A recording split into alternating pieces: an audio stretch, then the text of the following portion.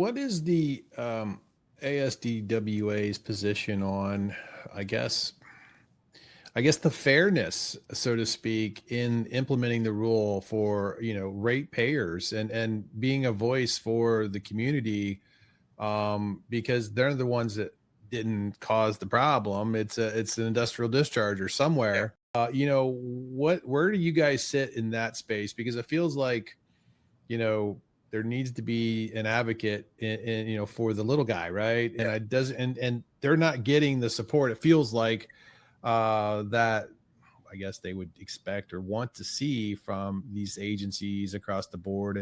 Um, and I'm just curious what your guys' thoughts are there and how you guys are helping communities in that space. Well, I'd say nationally we're playing the role of Switzerland and staying pretty neutral. But personally, I understand that. The again, my previous employer at AWA, we ran into the affordability problem several years ago with arsenic, because arsenic doesn't impact as many systems, and it's naturally occurring, which actually makes it more challenging than Yeah. PFAS because they're man-made. Somebody else made them, but the treatment for it is expensive to put in, expensive to replace. Some of the same issues. So in the early 2000s, we were grappling with that.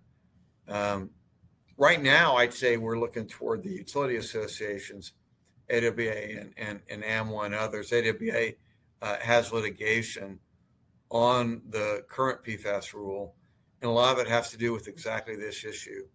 The affordability. They had Black and Veatch do a national cost compliance study, looked at their assessment of the rates at different system sizes, and for a system of, and I mean I have the numbers exactly right, 250 people, you're going to see water rate increases annually of $500 or $1,000 a year, and that can have a real impact in a real community.